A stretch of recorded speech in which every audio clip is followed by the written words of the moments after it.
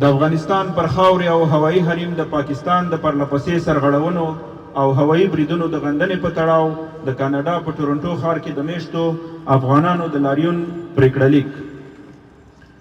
د 2025 کال د اکتوبر په 9مه نیټه د پاکستان د هوایي ځواکونو لوري په کابل، ننګرهار، خوست او پکتیا ښارونو ترسره شوي بریدونه او د 2026 کال د فبرورۍ له 21مې نیټې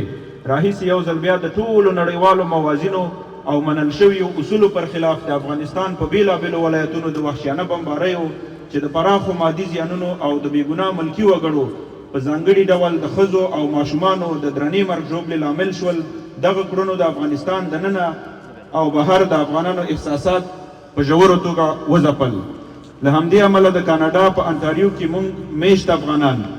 ښځې او نارینه، ځوانان او مشران د خپلو هیوادوالو په استازیتوب د ټورنټو په ښار کې راټول شوي یو ترڅو خپل اعتراض او د حق غوښتنې غږ نړیوالې ټولنې، ملګرو ملتونو سازمان، د پاکستان حکومت او په افغانستان کې اوسني حاکمیت ته ورسوو ترڅو د لا زیاتې وینې تویېدنې، د بنسټیزو تاسیساتو د ویجاړېدو او د بې دفاع ملکي وګړو د مرګ ژوبلې مخه ونیول شي. افغانستان د ټولو افغانانو ګډ کور دی. د هغه ځمکنۍ بشپړتیا او ځمکنۍ او هوایي حاکمیت پرته له دې چې کومه سیاسي ډله په واک کې وي د نړۍ په هر ګوټ کې د ټولو افغان قومونو، ملیتونو او ټولنیزو او سیاسي قشرونو لپاره سپېڅلی دی.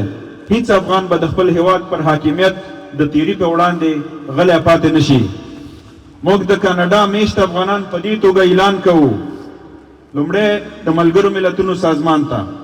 موږ د پاکستان د پوځي ځواکونو هوایي بریدونه او د افغانستان پر هوایي حریم ښکاره تجاوز په کلکو ټکو غندو. دا ډول بریدونه چې د ملکي وګړو د مرګ ژوبلې سبب کیږي د ښه ګاونډیتوب، بشري حقونو او نړیوالو بشري قوانینو ښکاره سرغړونه ګڼو.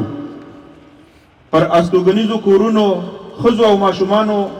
بریدونه جنگي جرم ګڼل کیږي او عاملین باید د نړیوالو قوانینو له مخې ځواب ویونکي وګرځول شي. موږ له نړیوالې ټولنې، د ملګرو ملتونو د امنیت شورا، د اسلامي همکاریو سازمان، اروپایي ټولنې، کاناډا او نورو سیمه ییزو هیوادونو غږ کوو چې د افغانستان د ځمکنۍ بشپړتیا او د خلکو د حقونو د ساتنې لپاره عملي او اغیزمن ګامونه پورته کړي. د نړیوالو قوانینو، البته دا برخه د پاکستان حکومت ته راجع ده، د نړیوالو قوانینو د سرغړونو په وړاندې د څار او حساب ورکولو میکانیزمونه فعال شي او د افغانستان پر قلمرو د جنگي جرمونو او تیري د دوام مخه دې ونیول شي. موږ د پاکستان له حکومت څخه په ټینګه غوښتنه کوو چې د نړیوالو قوانینو د ښه ګاونډیتوب د اصل سره سم د افغانستان په کورنیو چارو کې هر ډول مستقیم او غیر مستقیم لاس وهل بند کړي او د افغانستان ځمکنۍ بشپړتیا ته درناوی وکړي. دواړه لوري باید هڅه وکړي چې شخړې د ډیپلوماتیکو خبرو اترو یا نړیوال منځګړیتوب له لارې او د ملګرو ملتونو د منشور مطابق په سوله ییز ډول حل کړي. موږ د پاکستان لخوا د نیابتي جګړو او افراطي او ترهګرو ډلو د ملاتړ د پای ته رسیدو غوښتونکي یو او په دې باور یو چې دا ډول پالیسي نه یوازې افغانستان بلکې ټوله سیمه بې ثباته کولی شي. د افغانستان سیاسي نظام او راتلونکی باید ټول شموله وي او یوازې د افغان ولس د آزادې ارادې پر بنسټ وټاکل شي، نه د زور، استخباراتي معاملو او پوځي ګواښونو له لارې. په پای کې په څرګند ډول وایو چې دا غیر سیاسي غونډه د هیڅ ملت پر ضد نه ده. د هر ډول لاسوهنې، بېعدالتۍ او تاوتریخوالي په ضد یو مشروع، مدني او سوله ییز دریځ دی.